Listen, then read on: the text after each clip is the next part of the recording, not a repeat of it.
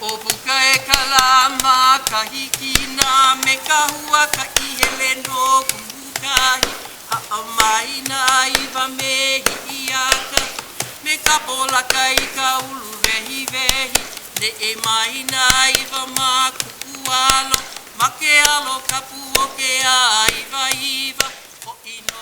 You know, Lida and I really don't know what to do next. We're not quite sure how to pass it on, but we have to do that and we want to do that. I like to say that, you know, with the help of a lot of people in the community, we've built a canoe and we want to shove it off now and see who's going to paddle.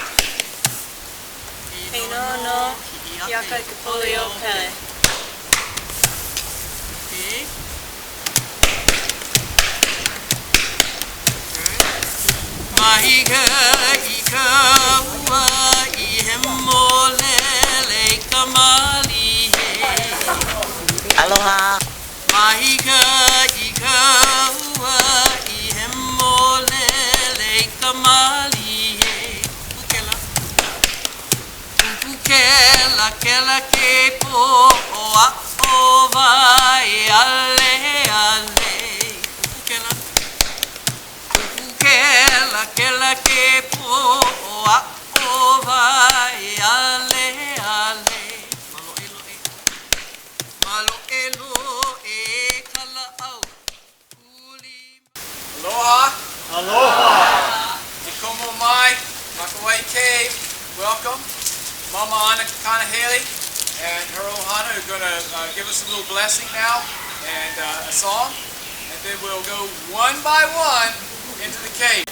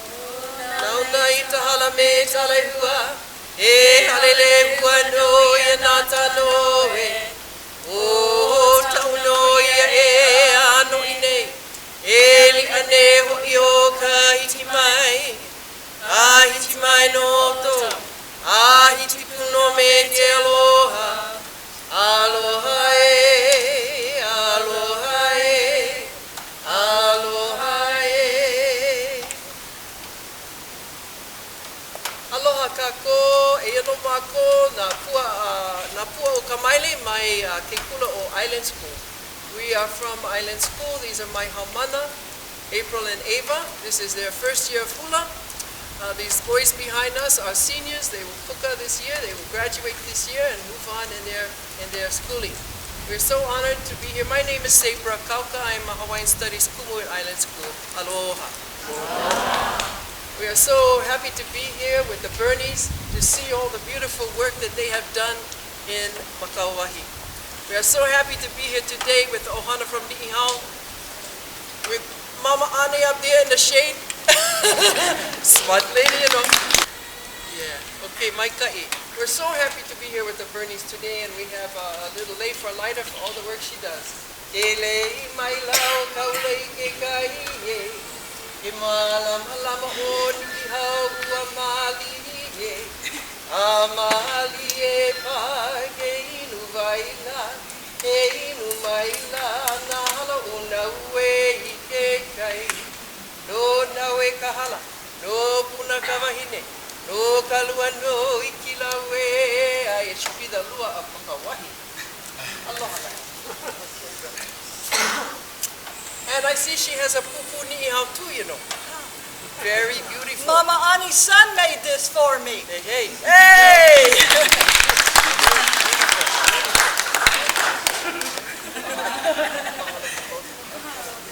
Coffee and hula for you today. All right. The first year of hula at Island School. You know we have a very diverse school there. It so happens that neither one of them has koko, kanaka, but they love Hawaii, and they have signed up. You know, it's an elective. To sign up for hula is an elective. They choose to be in my class. Whoa! I can do plenty stuff with students who choose to be there. When you get the kind of students who don't choose to be there, oh. You know, it's hard to teach them, hard to share with them. But when they want to be here, they're so happy to be here. This is volunteer for them. I didn't twist their arm too badly to come today. I actually have close to 20 students. We just performed last night at the Island School auction. And frankly, I didn't know who was going to be here today until they showed up. And Ava rode her bicycle all the way from Omau to here.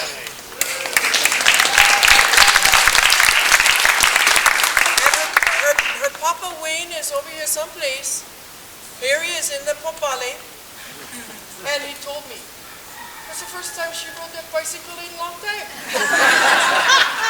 I thought she rode it every day, but you know, we don't have too many. I think she would ride it to school, but we don't have good bike path between Poipu, Omau, and Lihue. Scary. Ride your bike on the side of that road. It's too narrow on the shoulder. We have to make allowances, yeah, for alternative modes of travel. All right. But I think these students here, because these two boys have to work on their senior thesis, their senior project, which is due-ish now. Only what, two months? Particle physics Ane. That's A Burney's kind of thing. Yeah? And Logan, what is your thesis on? Dynamic and static stretching. Dynamic and static what? Stretching. Stretching? Wow, that's more than kind. These doctorate guys. Chuck Lay is another one, you know? It's real scientific kind of minds, these guys. Well, mahalo nui to you too. That's too is this volunteer. What a beautiful place to be. And look at that mahina coming down. Wow. You know, I also send out my thoughts and my prayers to the people of Japan today. They have so much recovery to do. They have so much healing to do. They have so much rebuilding to do. And I pray also for all those Opuka e kalama kahiki na me kahua ka ihele no kumbukahi ha'amai na iwa mehi iaka me kapola ka ika ulu vehi vehi ne e mai na iwa makukualo make alo kapu o ke a iwa o ino e ke kapu me na li e ola mako a paolo ala e ala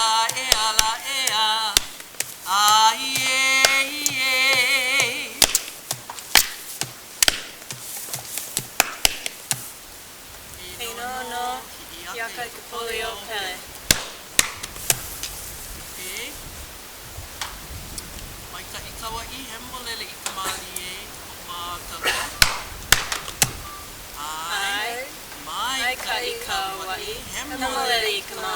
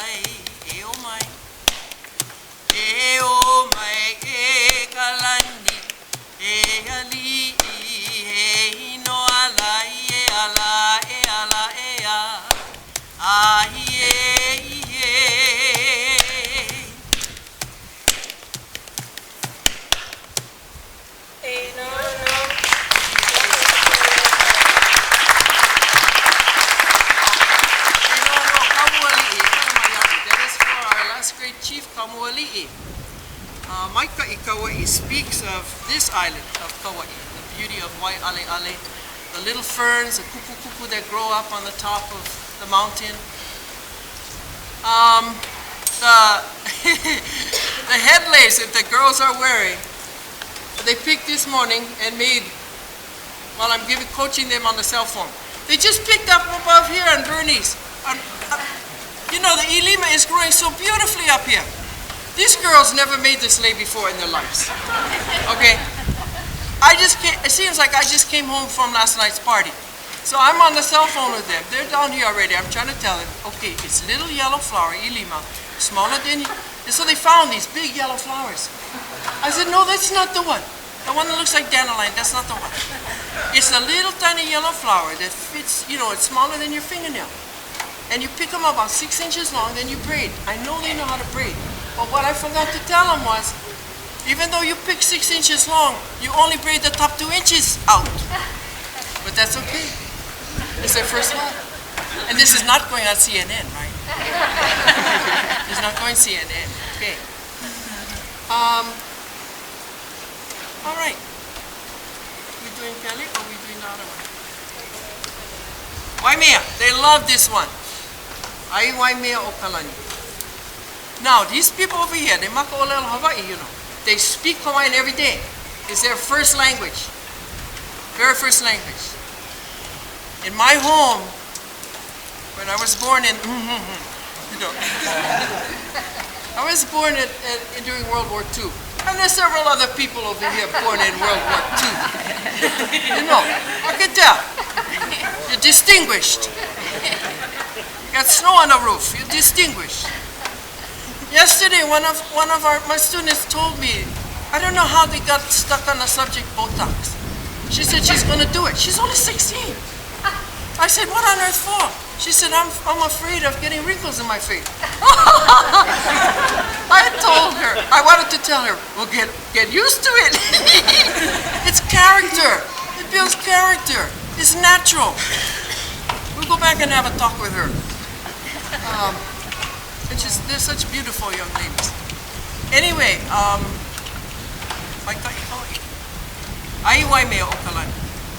all right. Now these guys, they know they know every word. If I smudge a word, they know, but you don't, so we go.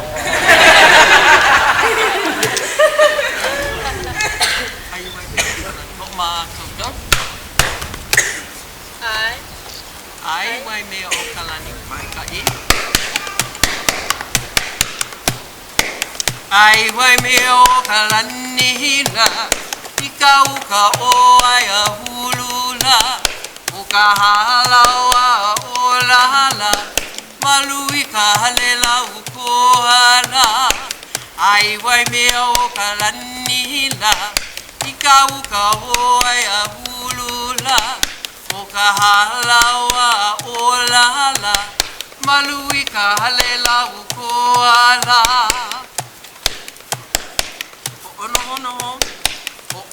Ono ai ne kila, kau hale ali maloala, o kahi puhula hula la, kanohona ai malanila, ono ai ne kila, kau hale ali maloala, o kahi puhula hula la, kanohona ai malanila. Itaua hita nanala, pahe ka ihonala, nau ana I te loala, kuana ike kualonola. Itaua hita nanala, pahe ka ihonala, nau ana I te loala, kuana ike kualonola. Uilihua o helola, mea aina ka wahinela, alo anu o ka maunala, mauna anu o ala ka ila. Uilihua o helola, mea aina ka wahinela, alo anu o ka maunala, mauna anu o ala ka ila. Aina mai ka puana no e malani no e no ala. Aina mai ka puana no e malani no e no ala.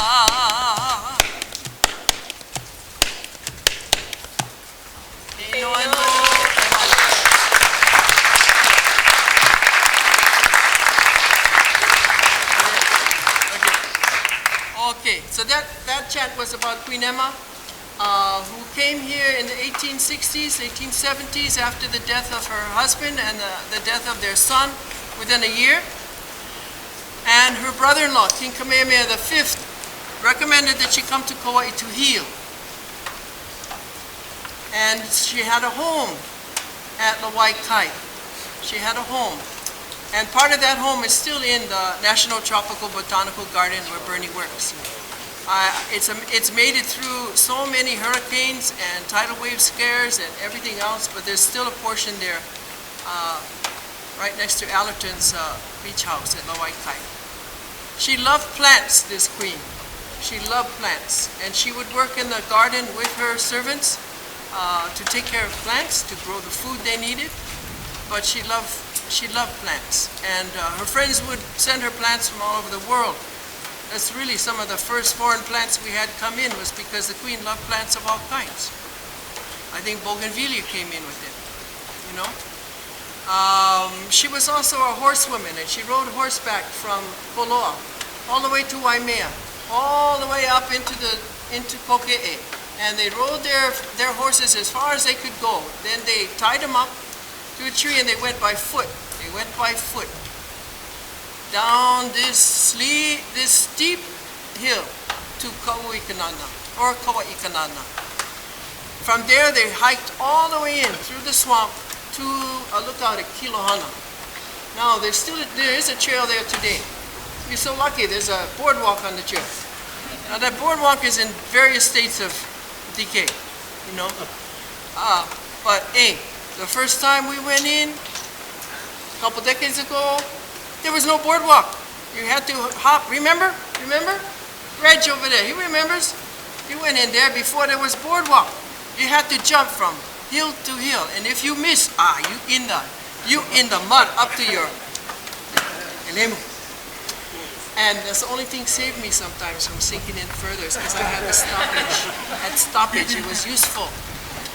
And you have to hold on to the roots of the tree as you're going climbing up that hill. Now I just send them on ahead. I take them out, point them in the direction, go 3.5 miles that way. I'll have dinner for you when you come up. Nah, I still like to go up there. We were just up there just a few weeks ago, my friend Sylvia and I was so surprised that even with all this rain, it's still kind of dry. It's strange. It's going to take a long time because we had how many years of drought, Bernie? We've had drought. Of course, you couldn't prove it in here last week. They were up, what, a foot of water in here. That's why we didn't do it last week. We didn't do this last week, but I love this weather. You know, we're so lucky. Okay, so that chant was to Emma, beloved queen of Hawaii. And every year we hold a festival in her honor. Second Saturday in October, we hold a festival in honor of Queen Emma, because by the time she went to Waimea and up the hill, there were 100 people in her entourage. She started out with a dozen. Every place they went, they picked up a couple more.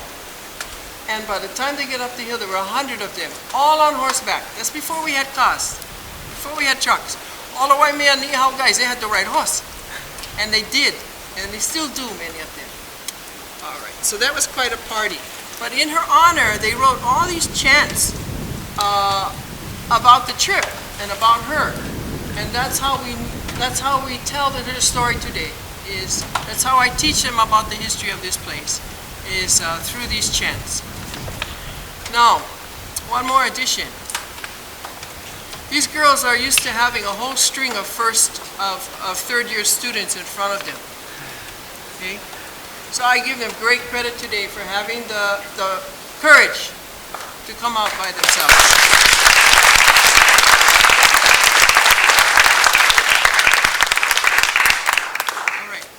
Last one. Pele. Ayala o pele iha bai. This one. Okay. All right. So this last hula that they're going to do for you today is called Ayala o pele iha bai. It talks about the arrival of Pele and her in a double hull canoe. It talks about her traveling here with her family. There are many legends that tell us about Pele. And she's actually reached this, the status of kind of being a goddess. But Pele had ehu hair. You see that ehu hair over there? Pele had ehu hair. Natural, Hawaiian blonde, Hawaiian red, blonde, gold hair. I have first cousins who are as brown as I am, and they have this beautiful ehu hair. I always wanted ehu, but never could get. Unless I go clever. And that's not the same thing. So Pele traveled here in her double hull canoe with her family, with her brother, Homohoali'i, who was a shark god, with another brother who took the form of a honu, and with her little sisters, Hi'iaka. She had dozens of little sisters, all named Hi'iaka, and the baby was Hi'iaka, the Kapoli o Pele. And so this is to honor that lineage of Pele. Makauwahi. Ayala o Pele iha bai. Ayala o Pele iha bai, ke ha'amaila I maukelea. Ayala o Pele iha bai, ke ha'amaila I maukelea. Uhi uha mai ana ea, ke no mea ela ia puna ea. Uhi uha mai ana ea, ke no mea ela ia puna ea. Kamea nani kai pali uli ea, ke pulelo ela ina pali ea. Kamea nani. Kamea nani kai pali uli ea, ke pulelo ela ina pali ea. Aia kapalena. Aia kapalena I maui ea, aina ukaulula au ea. Aia kapalena. Aia kapalena I maui ea, aina ukaulula au ea. Ihea. That care here, we have that care many other places around the islands, and almost always you see Bernie's hand in there. You know, you see that kukua in there. So mahalo to Lida, mahalo to Bernie, mahalo to all you volunteers. How many of you volunteers in here? Look at that. Fantastic, guys. We love it. We thank you so much. Because me as a Hawaiian Studies teacher and a cultural practitioner, I cannot practice my culture without the plants. We are dependent on these plants to perpetuate the culture. Not only do we have to perpetuate the olelo, the language, and with these Niihau and the ohana here, I know we're solid in that area. But we need the plants as well. There's so many of these pieces have to come together for us to keep our Hawaiian culture alive and well. For this is where we live, in these islands. So mahalo ke akua, mahalo ya oko, aloha, kalalau.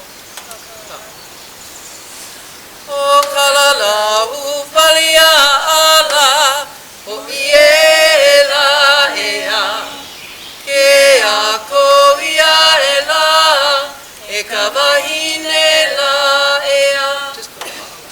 Ala ka pali, I kalawa ela ea, I hono puva e aloha, aloha o ela ea, aloha o ela ea, aloha.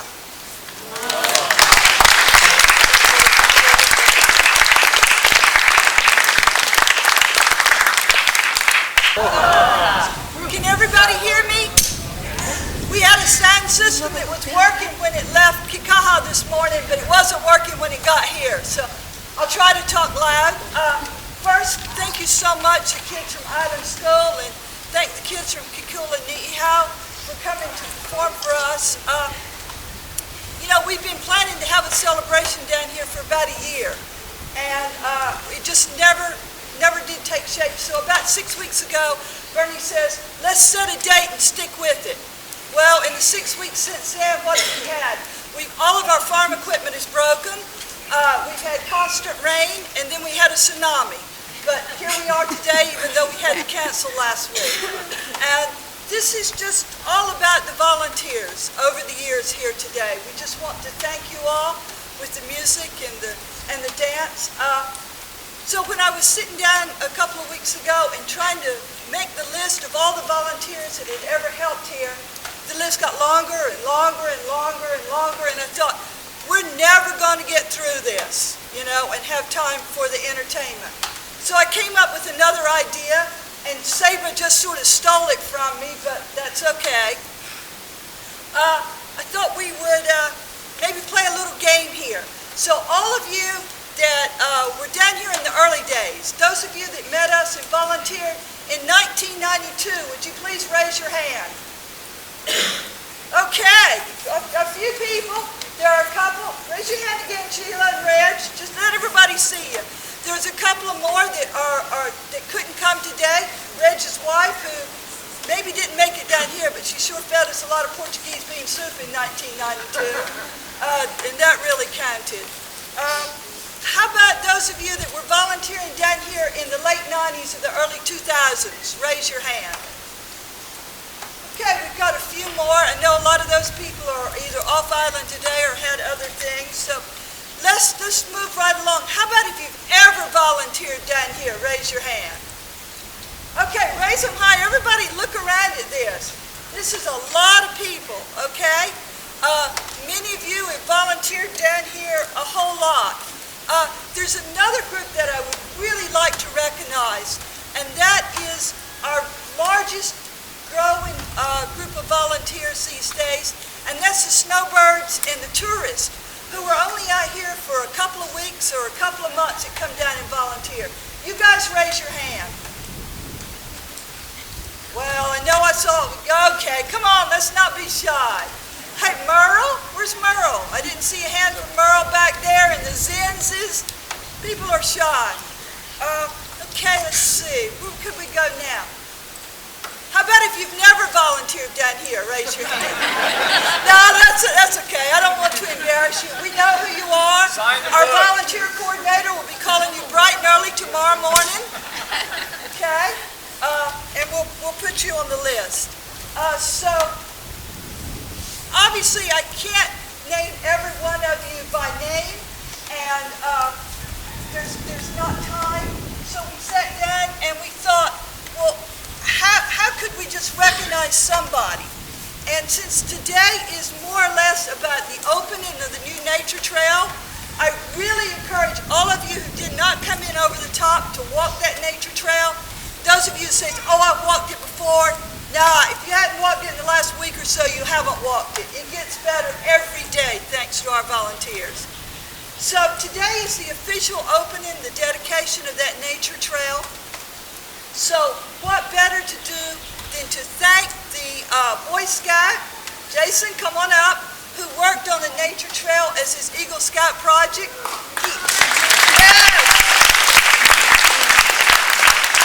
He had lots of help. He had lots of help from his dad and his fellow Boy Scouts. So we're going to give Jason the lei today. Thank you. And he's going to wear this proudly to represent all of you. Thank you, Jason. And once again, we ask that you just do a few things while you're here today. Please sign the guest registry. If you'd like to put money in the donation jar, we're not going to stop you. And please, please, please walk the trail and see just how much it's changed.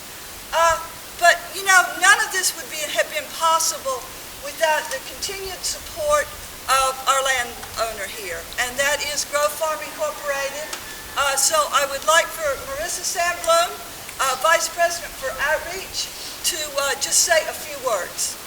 And once again, let's have a big hand for all the volunteers.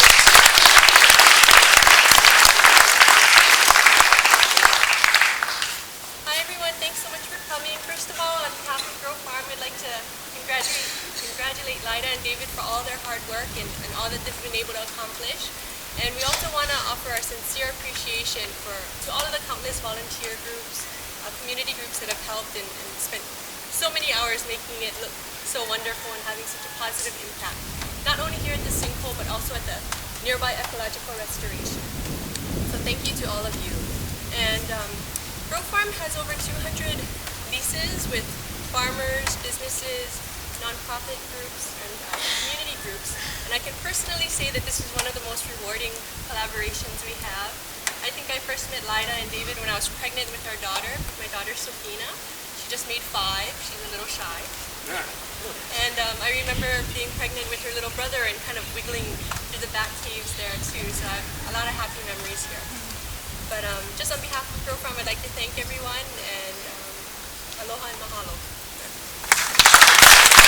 Glad to hear that the speechifying is almost over.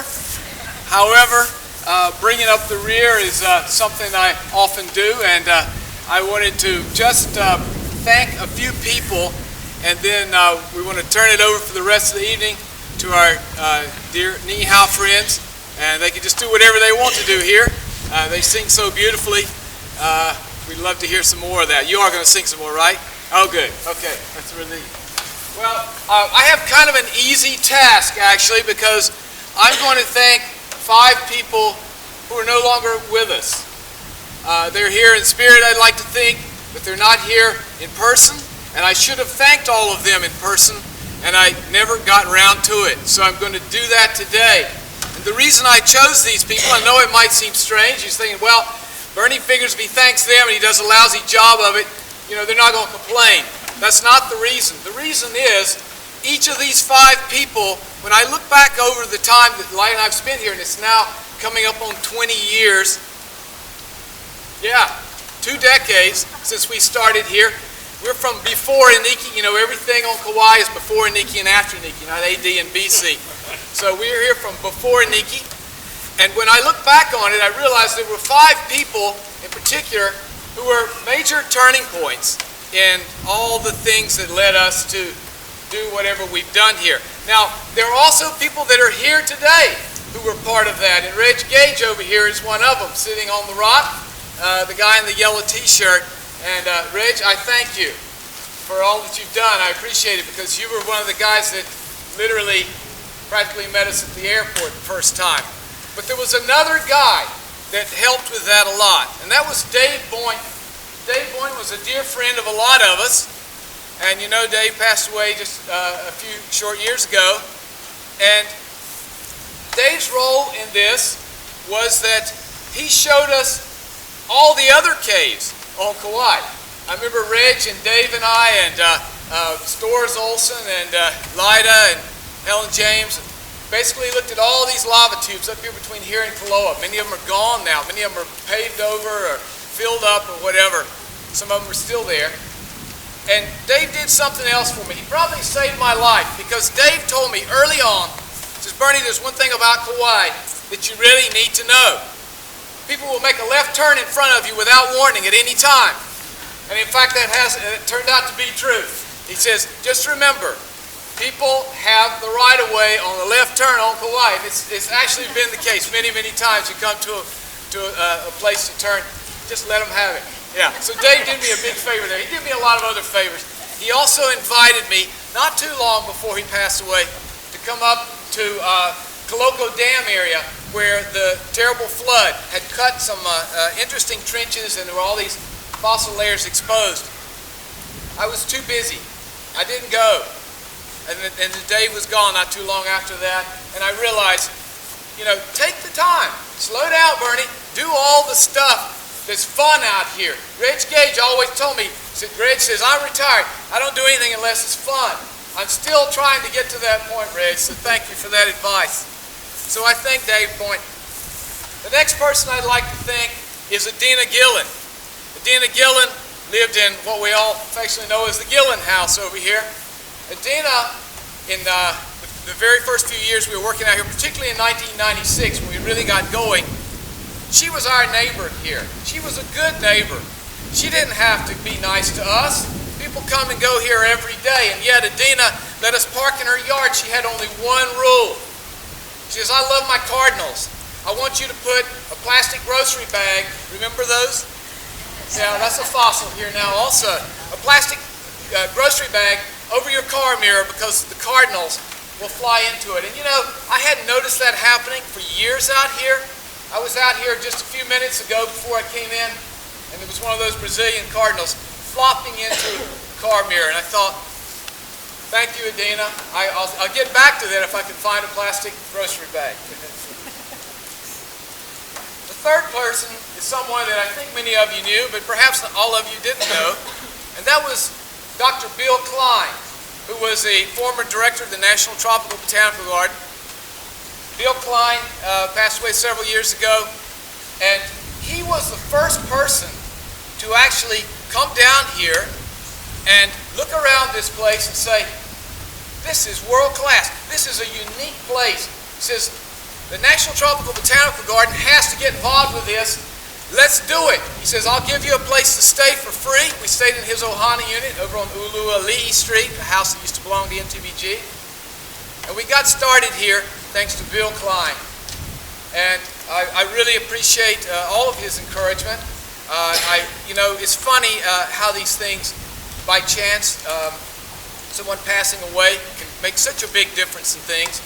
I honestly believe if Bill had not passed away, that this would now be part of the National Tropical Botanical Garden. It will be something anyway. We're convinced that we now have something that the whole community has made.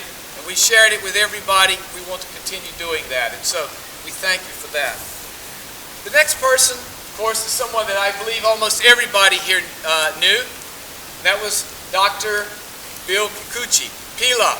Everybody knew him by his Hawaiianized nickname, Pila Kikuchi.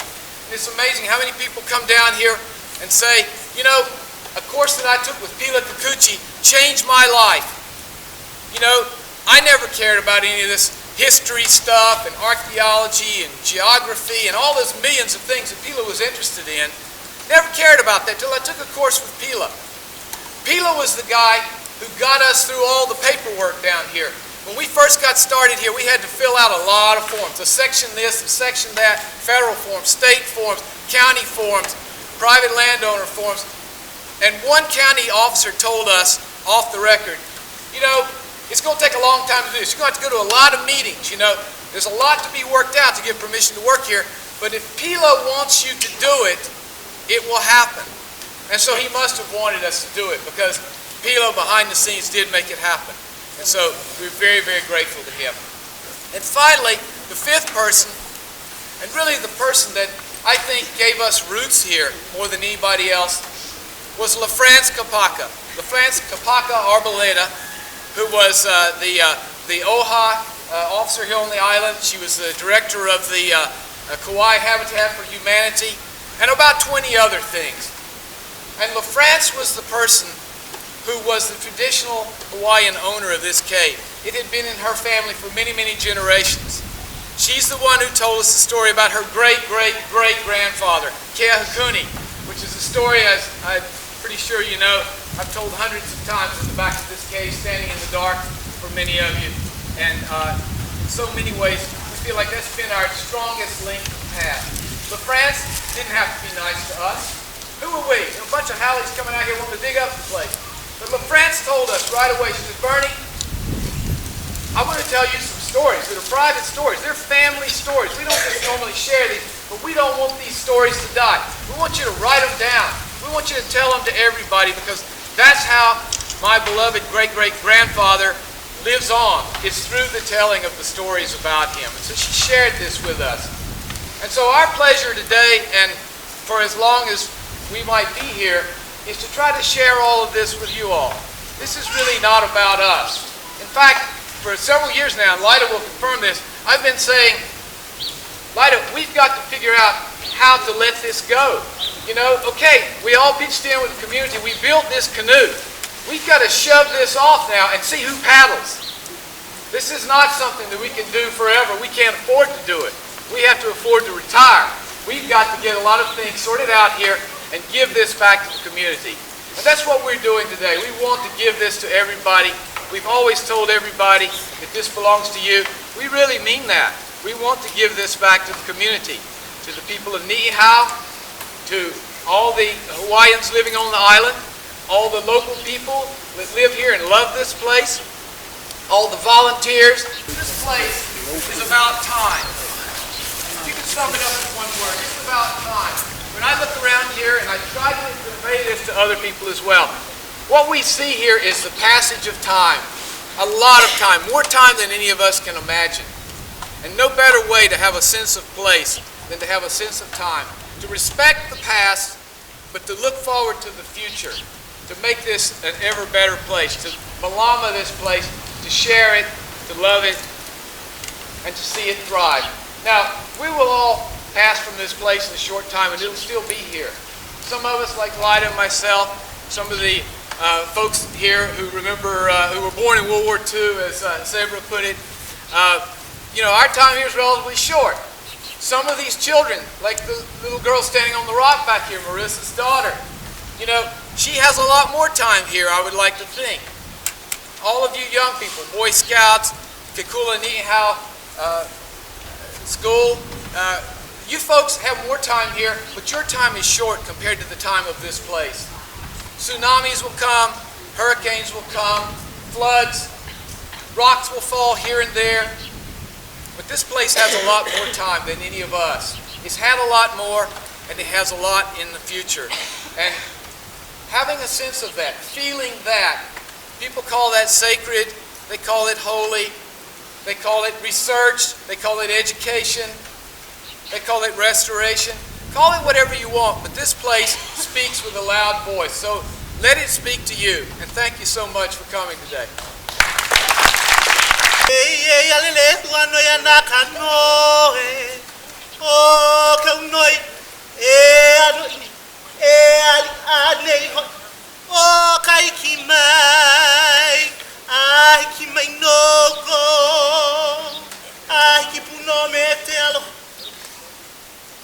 Aloha aloha aloha aloha mai kako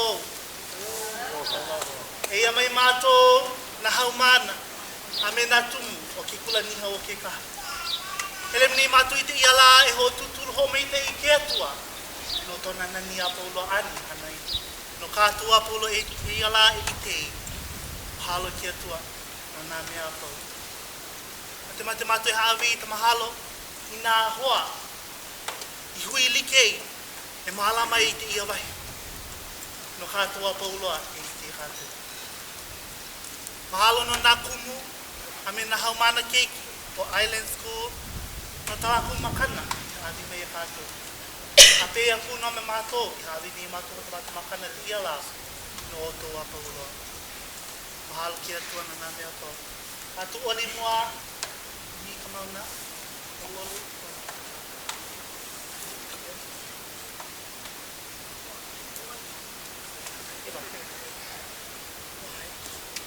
Kuni kamauna i kālai e, o vai ale ale lai vai lua.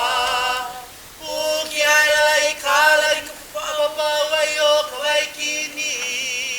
Ala ia ela e no na lo kai pua, lau la mako kapae, mai pai ka leo, e ole kahea mai e. Mātu mele e lua he olino no ke kula Niihau o Kekaha o he moku. He moku pa. He moku puni nui o Niihau. Pili vale mai no le ua. Ai nao ka moe na pāwe. E pae e vale ai ko ili. Ka hanu no e aua ka miki oi. Ka makani no velo piko le ia o Kekaha.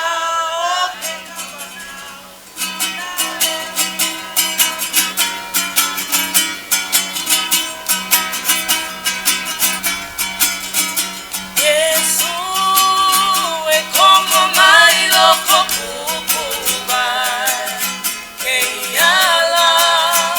Yesu e como mai loko kukuba e noho havika honani kona inoa inalapa. O me kai a mauloa e havika honani kona inoa inalapa. Havika mai kai kona inoa I kapomekea.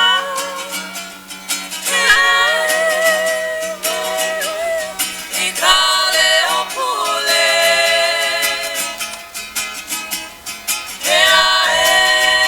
Mai oia I kale hopule. Yesu e como mai loko kukuba e iala.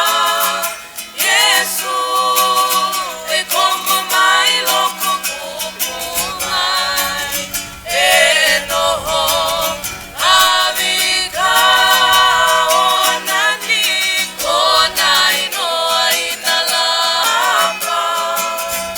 O me kai a mauloa e havika honani kona inoa inalapa. Havika mai kai kona inoa I kapomekea.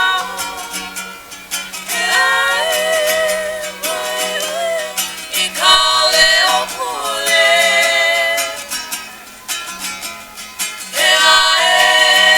Mai oia I kale hopule. Mai oia I kale hopule.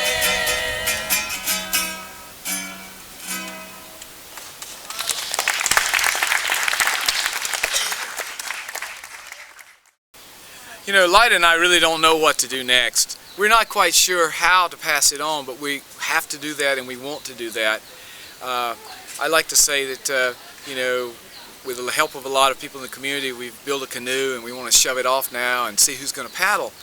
And we feel like we have a connection with the past through dear people like LaFrance Kapaka, the late LaFrance Kapaka, who had much deeper roots here than us, and she passed it to us.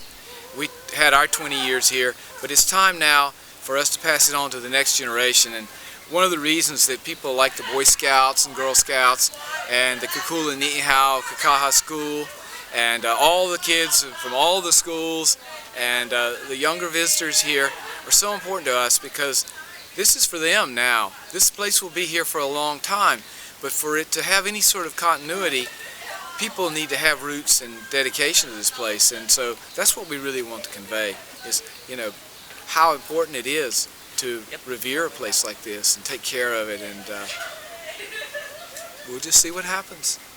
So in terms of a research mode, what do you think is the additional research that could be done in here to enhance what you've done? I like to tell people that in terms of the digging that we've done here, we think we've exploited about 2% of the potential. You could dig here for several lifetimes. A whole army of people could dig here and still be finding new things. One of the things that encourages me the most is, you know, every summer we have this field school with the University of Hawaii Anthropology Department and the National Tropical Botanical Garden, and students come and they do archaeological field methods and all of that. And one thing about this is different from most archaeological field schools I've been involved with before, is every day we find great stuff. Every day there's something new and interesting. It's almost impossible to exhaust this place. It's so rich. And we're still finding new species in here.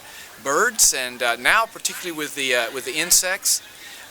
Nick Porch's work here, I think, is really kind of at the forefront of using insects to reconstruct past environments and to look at you know, effects of humans and all the species that humans have introduced.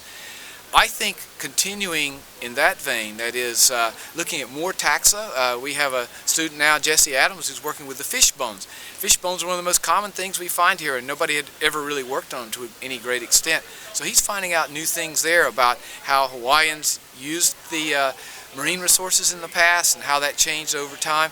I think that's important. But I think there are also many, many other things we could do here that we haven't even begun yet. I think finding older material would be a very important goal. I think that there's a lot of Pleistocene material here that we've just barely reached. And with the methodology we have and enough time and funding, I think we could really recover much earlier material here in this equally wonderful state of preservation that we have for the more recent material. I assume you still feel like this is guiding the future as well. Well, of course. How we take care of the Ane. Well, that's right, and that's been for Lida and I think there was anything different about our approach than what archaeologists and paleoecologists normally do.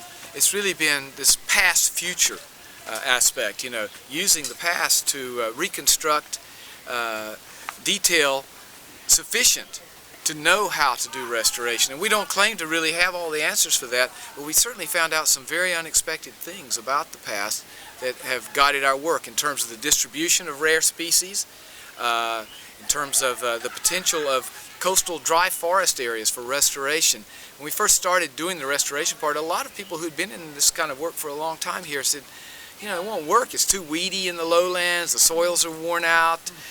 We don't really know what grew down there. You know, it's not very diverse and so forth. But our fossil record here showed these were very diverse forests down here, on an equal with even perhaps places like Halau. And now that we know that there's so many species that we can be growing down here that were not growing here when we started.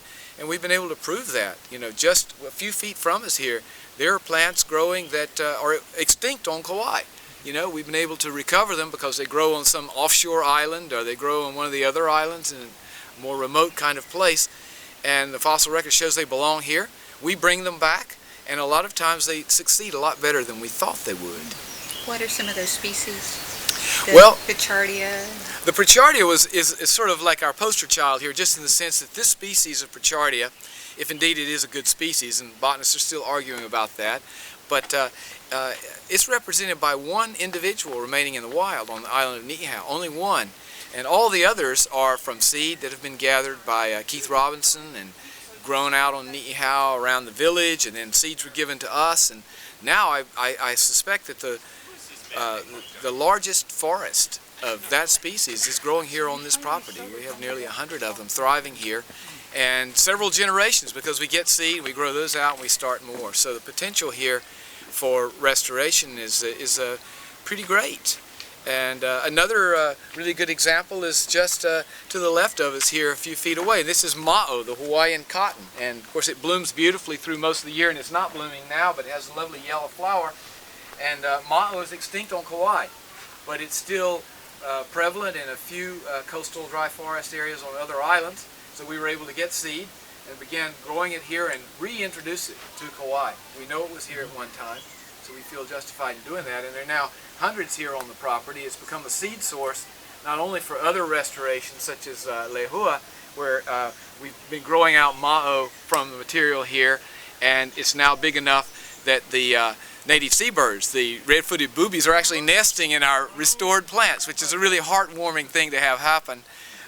So plants like that then kind of have a future now, and we weren't so sure when we started. You know, sometimes the best science you can do is just to try something and see what happens. Let me ask you one other question. So how's all this? Her battery's probably run down by now. How does all this help us maybe learn how to better coexist with our environment? Well, that's the thing. We like to think of this not just as sort of a small example in one place, but more as a sort of a prototype where we could try out some ideas and demonstrate to people a real key thing in conservation, and that's hope. You know, in the middle of my book, there's a kind of a centerfold, a two-page spread, a mural, showing what this environment looked like, in our opinion, before humans. And when Dr. Julian Hume was here working with me and making that painting, and we were up here taking photographs and sketching and figuring out how we were going to do this, and that, you know, Haupu is kind of a famous place for this double rainbow. We had a little shower of rain, and that rainbow came out, that nice double rainbow with a reversed outer arch and so forth. And I said, Julian, that's got to go in the picture, and it's got to go there for two reasons. First of all, it's the only thing in the picture that hasn't changed. Everything else in this landscape has changed in 3,000 years, but that rainbow is the same. The other thing is, in so many cultures, the rainbow is a symbol of hope. Whether you're talking about the biblical story of Noah, or the Nui Nui, you know, the rainbow in Hawaiian legend, it's always about kind of believing in a better future. And so it needs to be in that picture, because that's really what we're talking about here.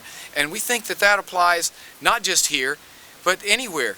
Recently I was giving a talk in New York, right across the street from the Empire State Building. I said, you know, there's a song about New York, if you can make it there, you can make it anywhere. I like to say that here on Kauai, if you can do conservation successfully here, you can do it anywhere, because the challenges are huge here in terms of the invasive species, the worn out soils, the dysfunctional institutions in the case of some of the sort of government programs that we try to work with to keep these things funded. There's a lot working against conservation here. So if you can do it here, then it kind of gives you hope for a larger scale and in more places. And I think that's kind of worked out. This past year, I've been to Japan twice, to northern Japan, the same area that's just been racked by this tsunami, working with these Ainu people, the kind of Native American, Caucasian, Aboriginal people of northern Japan. Some of them came here and they saw this and they said, this is exactly what we're wanting to do in our place. Kayano Shigeru, who's sort of the founder of the cultural rebirth of these people, said, you know, in the name of his book is, Our Land Was a Forest, and it was all lost, and their culture was lost because of the loss of the forest. So they wanted to come here and see this, and they invited me to come there to work with them to do a similar kind of thing. Planting native trees, recovering lore about the native plants and animals, and, you know, just basically trying to get back in some ways to the way things were before, but it's really getting forward with respect for the past. You know, it won't be the same, but there's a lot that we can do. Good enough? Excellent.